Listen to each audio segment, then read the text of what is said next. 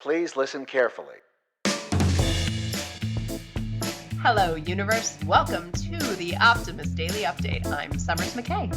And I'm Kristy Jansen, and we are part of the team behind the Optimist Daily, making solutions the news.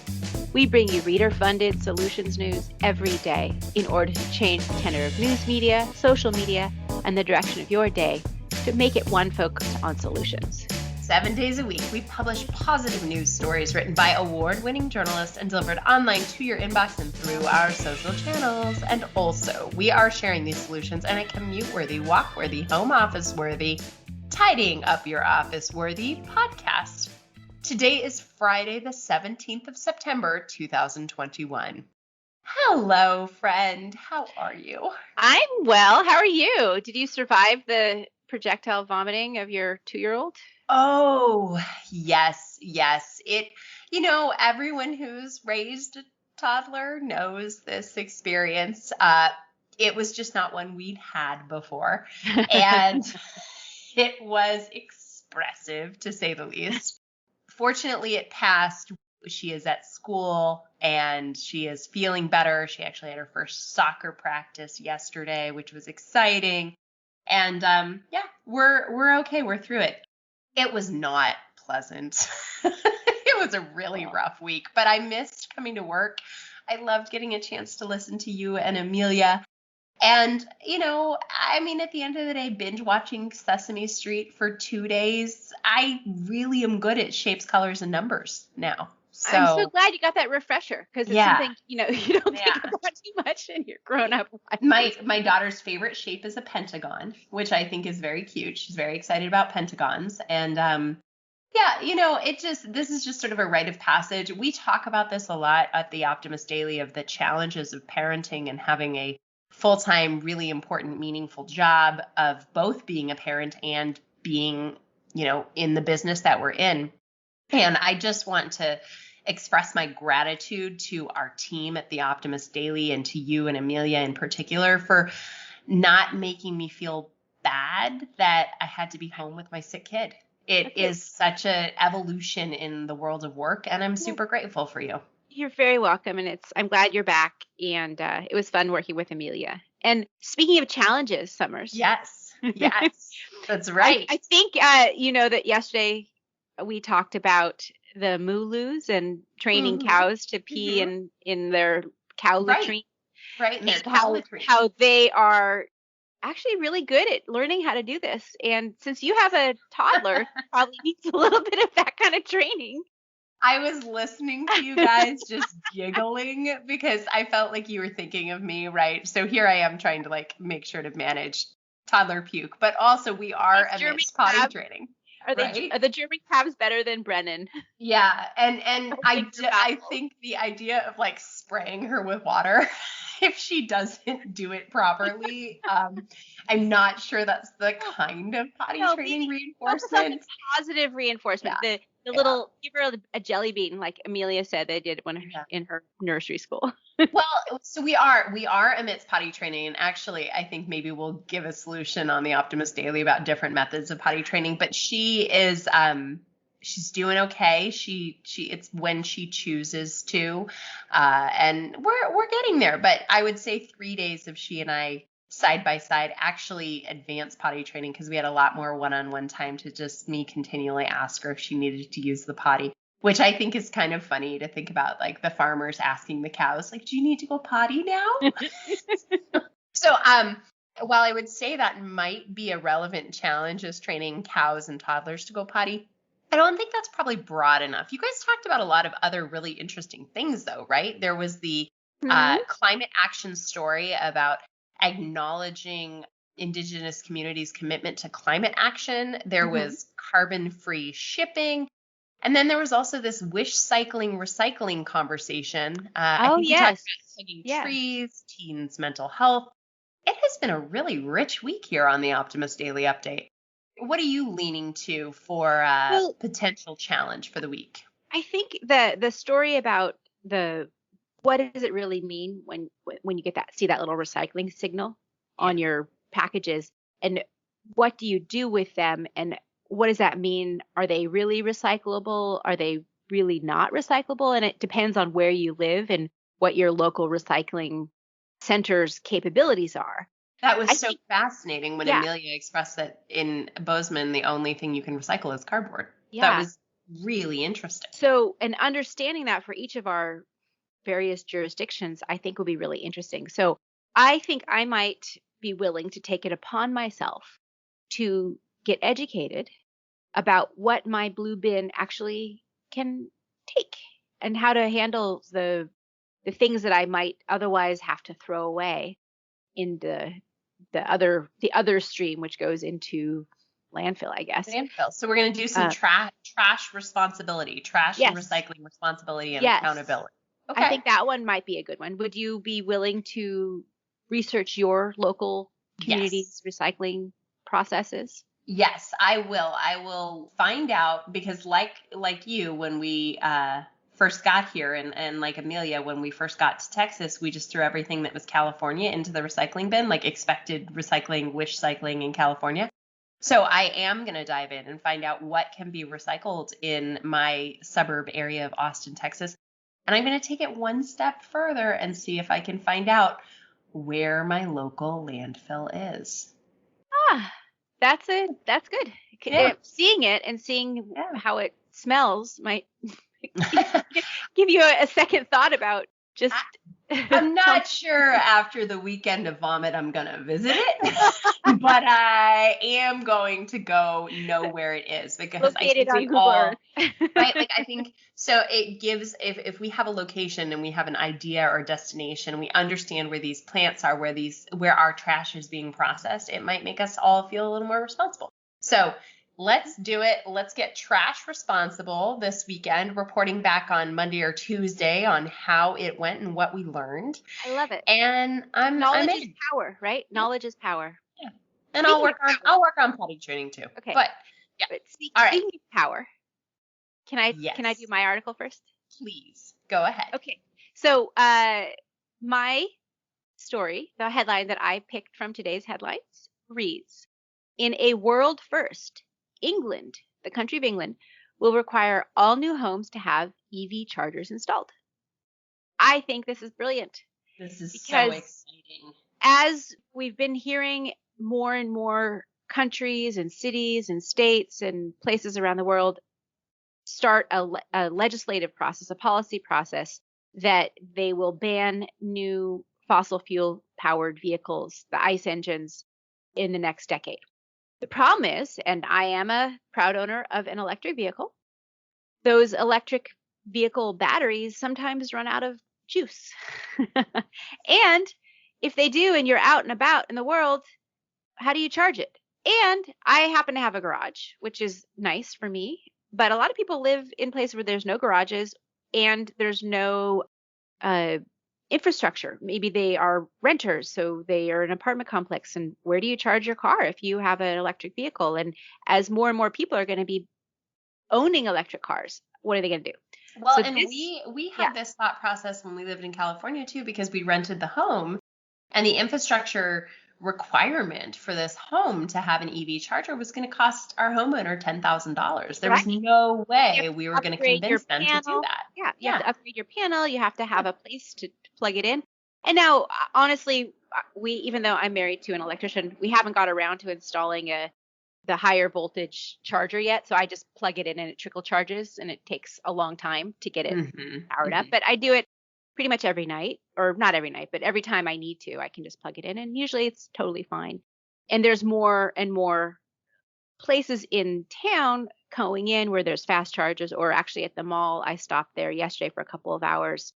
You can plug in for 2 hours for free, and it's not a fast charger, but it tops you up. So what is happening in England is, and that's what this article is about, is that they have now decided to introduce legislation in the British government that will require all new homes and offices to feature electric chargers in England, which is a move that will make England the very first country in the world to have this kind of legislation. And that means that all newly built homes, so they're not talking about, retrofitting current existing buildings, but going forward, homes and offices are going to be required to specifically feature smart charging technology that can automatically charge vehicles during off-peak periods. So installing a dedicated plug or receptacle that you can charge your car during, but you won't be, it'll emphasis charging it like after 9 p.m. or during the sunlight hours when there's more renewable energy available. Like for me, between the hours of 4 and 9, the price of electricity in my house goes up 3 or 4 times. So I try not to charge my car during those hours and instead do it overnight, right?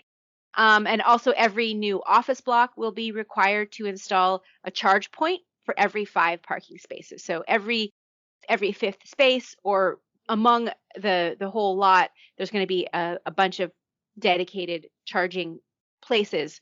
So there will be chargers at office blocks and probably in residential area or in retail areas as well.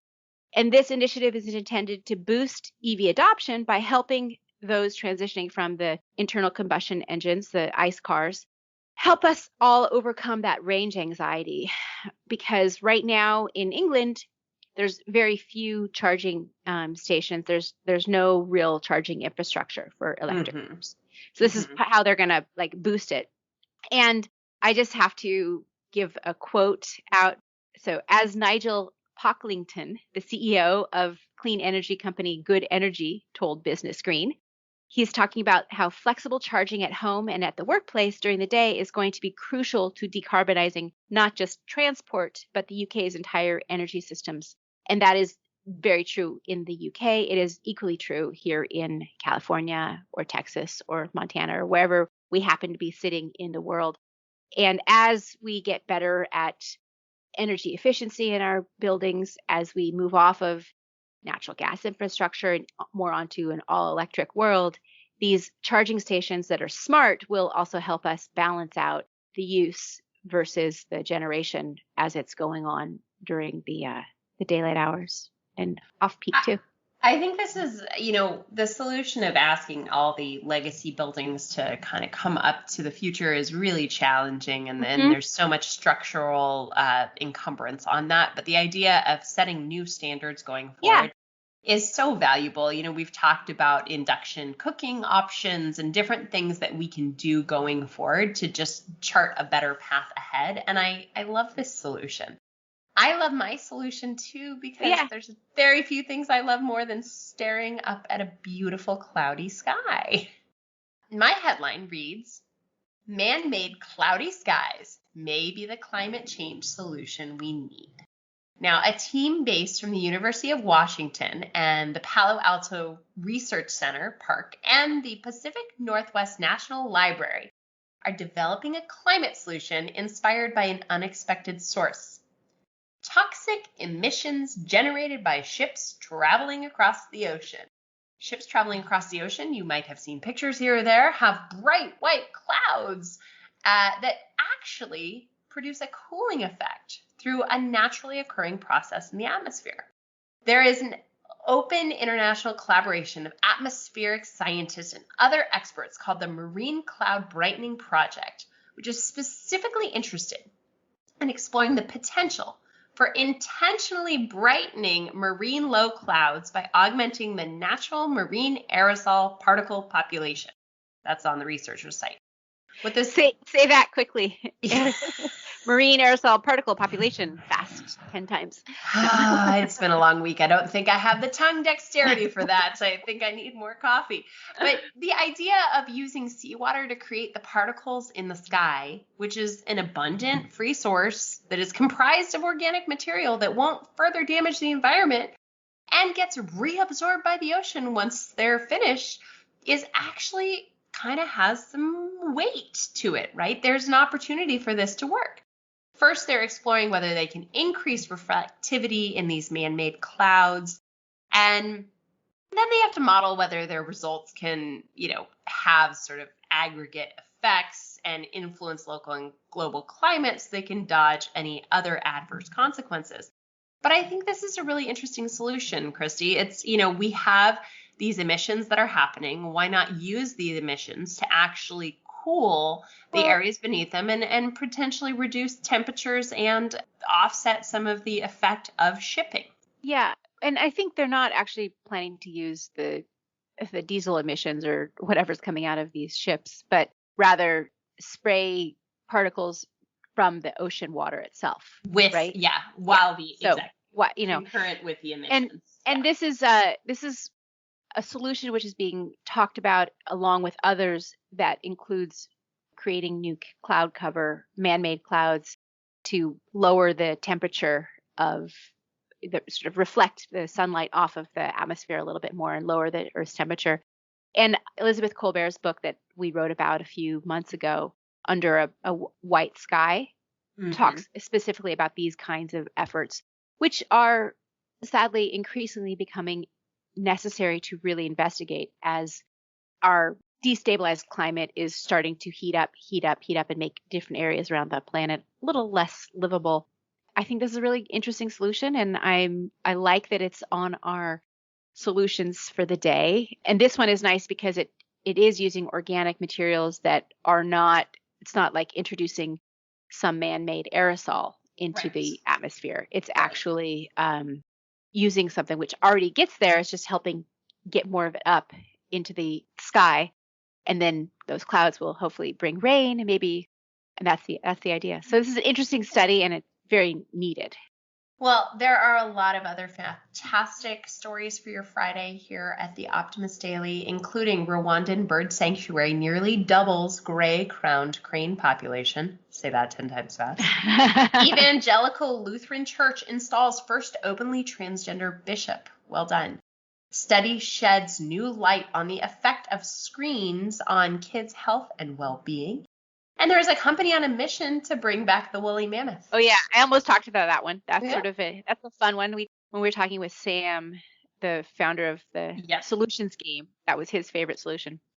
Okay, there's an article about 4 signs that your body needs more vitamin D, which is an essential nutrient for keeping us healthy. You can get it from the sun or from supplements and food. There's a list of U.S. cities which are home to the biggest green spaces, the tremendous green spaces, which we all know trees keep us healthy. There's an herb that helps postmenopausal women age better. And researchers propose using passenger car emissions in agriculture, another use for car emissions or emissions in general that has a benefit. I mean, recycling, urine, emissions, cow dung, that is the jam. One person's trash is another person's treasure. Right? Exactly. Wait, I bet next week we're going to have even more good solutions, Kristy. So let's wrap it up for today. Everybody have a great weekend. I am going to be working all weekend because I missed a lot of work this week, but that's okay. Because I love my job and I love everybody who listens. So thank you for listening to the Optimist Daily Update. We promise to continue to share positive solution-based stories with ideas on how you can participate in this changing world and ensure it is changed for the good. We promise to cover the current events with accuracy, legitimate sources, and offer you the information needed most to chart new paths for all of us. And please consider becoming an emissary on the optimistdaily.com. And for just $5 a month, you can support reader-funded independent journalism and be a part of the solution-changing consciousness that addresses our world's biggest challenges with a problem-solving mindset. We need more problem solvers out here, and all working together, we can make a huge difference. Please help us keep the Optimist Daily free for all who need it, supported by those of us who can. Thanks, everybody. Have a great weekend. We'll be back on Monday with more.